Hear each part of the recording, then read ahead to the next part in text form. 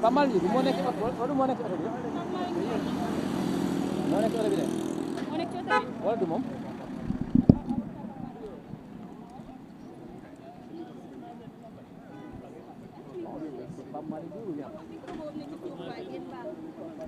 bonjour kaay na ngeen def ça va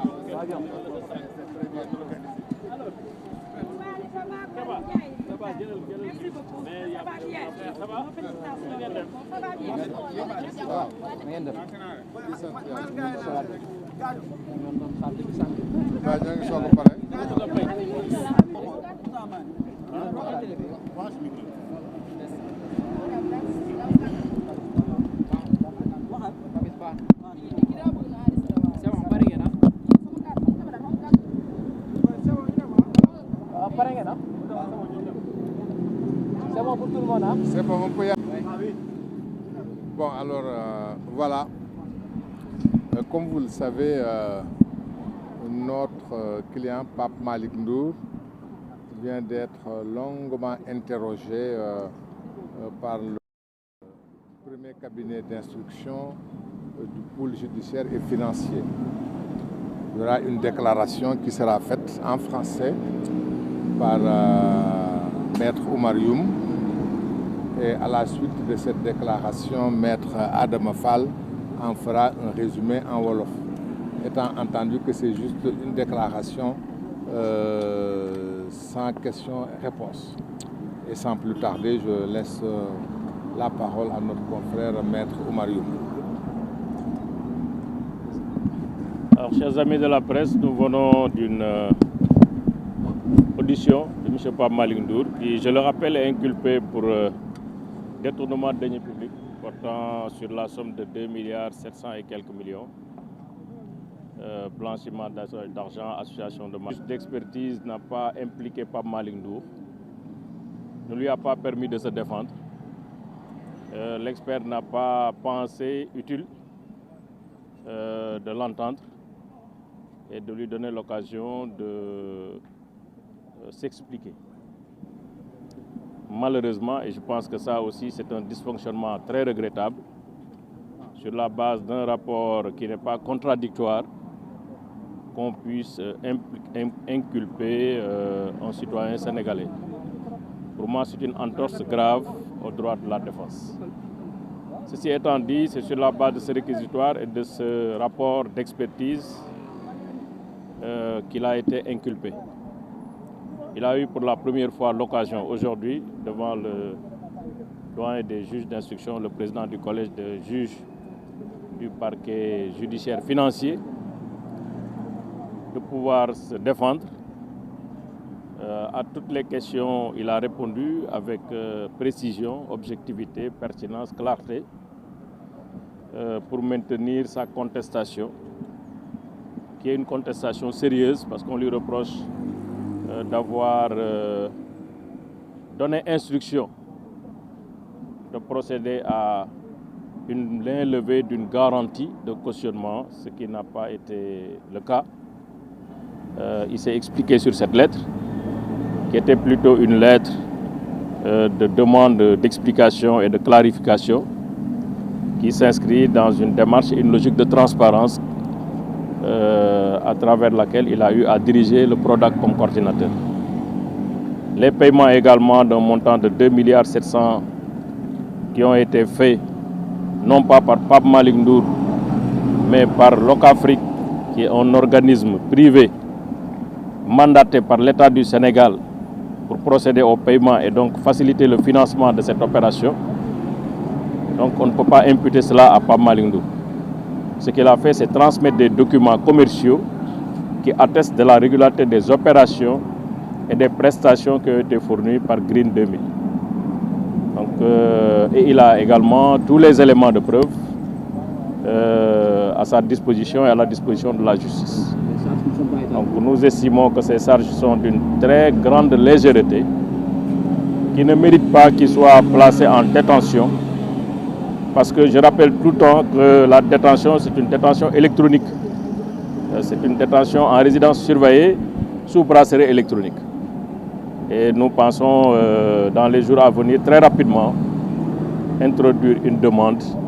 de liberté provisoire pour contestation sérieuse parce qu'effectivement, tout le monde s'est rendu compte que les faits qui lui sont reprochés sont d'une banalité et d'une légèreté telle qu'évidemment, je pense qu'on va vers le non-lieu en ce qui le concerne. Il est toujours sous bracelet. Il est toujours sous bracelet, mais je pense que c'est pour un moment vraiment... bientôt, ça va être la main levée du bracelet, Inch'Allah. Voilà. C'est la version, seen teewaay ak muñ gi ngeen ñu muñal ba ñu pare li ñu fi indi tey umpalewu leen ne procureur de la République dafa sukkandiku woon ci benn rapport cabinet d'experts sàkku juge d'instruction pôle financier mu topp suñu client Pape Malick Ndour ci ay luubal alalu askan wi ci lu toll ci 2 milliards ak escroquerie ak blanchiment et li ñuy doon jooytu boobu léegi mooy rapport boobu nga xam ne ci la procureur sukkandiku pour laaj ñu topp ko rapport boobu bi ñu koy tëgg amul benn yoon bu ñu ko yëgalee Pape Malick Ndour amul benn yoon bu ñu laajee ay xalaatam ci rapport boobu ngir mu indi ci ay tontu ak ay leeral alhamdulilah tey bi ñu jàkkaarloog juge bi génnee na rapport boobu li mu doon laaj ci question yi lépp ci rapport boobu la ko indi et ñi ngi sant yàlla bi nga xam ne suñu client Pape Malick Ndour am na ay tontu ak ay firnde yu leer naññ yu mu yëkkati teg ci loxoy juge bi ba tey li ñuy jàpp mooy lan moo waraloon tuuma yu rëy yi ndax tontu yi dafa ñëw faxas tuuma yi tontu yi dafa ñëw indi dëgg gi liy dëgg mooy diggante bi nga xam ne moo am ci Locafrique mi nga xam ne moom mooy fay ak Green 2000 mi nga xam ne moom la ñuy fay coordonnateur Prodac amul dara lum ci laale joxewul ndigal pour ñu fay demul aussi encaissé ji paiement yi ba tax na ñu jàpp ne tuuma bi dina daanu ci fan yu néew li nga xam ne moo taxoon peut-être juge d'instruction bi jëloon ay mesures yoo xam ne dafay restreindre liberté am lu mel ne placé ko sous bracelet électronique amatul dara loo xam ne tey dina ko justifier ba tax na dinañu ko saisir ci fan yu néew ci demande bu mel noonu pour mu yëkkati lépp loo xam ne gàllankoor la ci wàllu liberté Pape Malick Ndour et li ñu gën a yaakaar sax lu weesu yëkkati gàllankoor yi mooy juge d'instruction bi ci boppam dina jël ay matuwaayam pour ne topp yi amul benn fondement mu defal ko non-lieu mu ñibbi këram ndax encore une fois ñu ngi koy firndeel ci kanamu askan wépp li ñuy topp Pape Malick Ndour amul laalewu ci taqewu ci waaw ñu ngi ko takkal ba léegi bracelet électronique mais comme ni ma ko waxee tuuma yi seey na seey goo xam ne bracelet électronique bi dara justifié tu ko incha allah. Merci.